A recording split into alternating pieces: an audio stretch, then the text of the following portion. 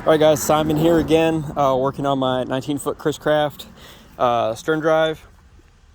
So I'm kind of about halfway through with this project, and I just wanted to do a quick video just in case it would be helpful for anybody, because there was it's tough for me to find some videos with any real good looks at everything. So I've removed the Outdrive.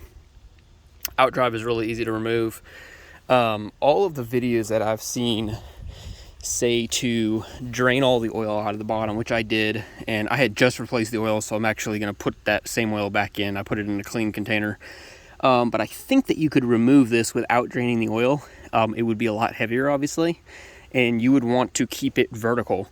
You'd want to keep it vertical because this Outdrive can get air locks inside of it with the gear lube. So just make sure you keep it vertical if you do keep it filled. As you can see, I took it out. It's actually real easy to do. You take this crossbar out, which is what your pistons go to, your hydraulic rams, and then you just take out the 1, 2, 3. There's 3 on the other side, nuts, and pull it out carefully. Just make sure not to damage or anything. And what I'm going to do is just check all the linkage, make sure everything's good, everything's clean, tight, there's no issues. Re-grease the U-joints, just shake them, make sure that there's no wiggle in the U-joints, nothing's loose. Replace these 2 O-rings, and I'm going to replace the gasket.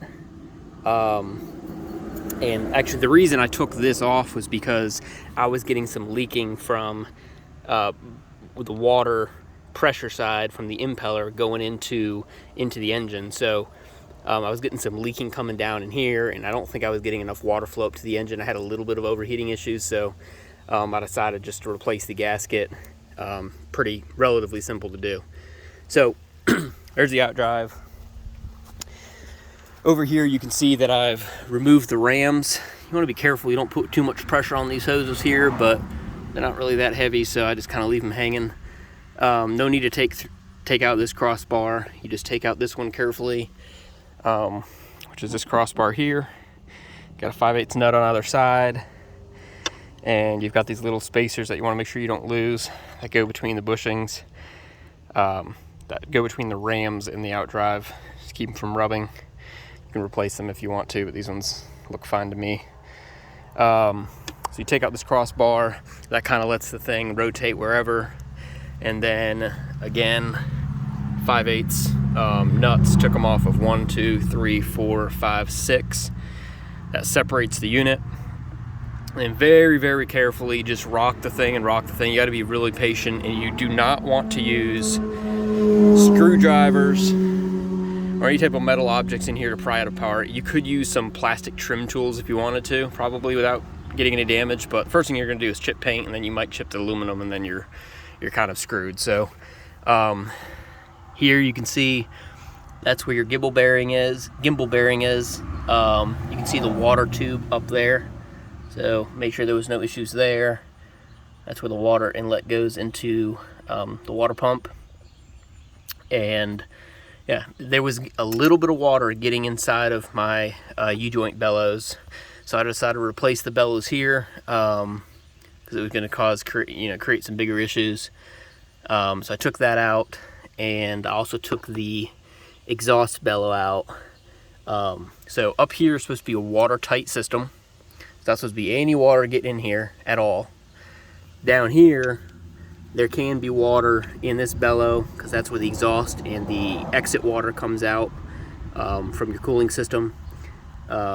So this is not watertight, and so with that being said, this gasket around here is also, this all gets water inside of it. So I would just make sure everything's greased up, make sure everything's nice and clean, tight, clean up the surface, which I haven't done yet, and I will.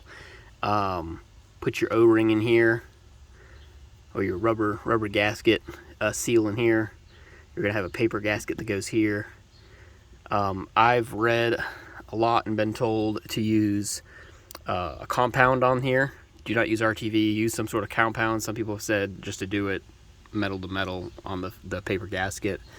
I think I'm going to use some compound on this one. And then you also want to make sure that when you put this bellow in, that you do use a sealer here around this flange, and then you're going to want to use a sealer around that pipe where you put your clamp. So basically, you know, just make sure this is fully watertight. It's really important this is watertight.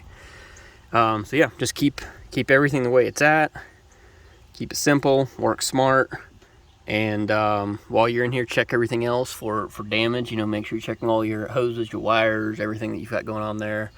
And yeah, so what I'll do is put the upper bellow in, lower bellow in, clean this up, put some gasket compound on there, put the paper gasket on, make sure I have included my seal, replace the seals on the drive shaft going into the engine coupler, and slide this thing back on. And I've done it once because I had to wait for the gaskets to come in, and it slid right in. If you have some misalignment issues, you might have a trouble getting it back into the engine, but I've just kind of kept everything the way it was and tried to get it slid right back in there, and it wasn't an issue for me. So good luck. Hope this helps.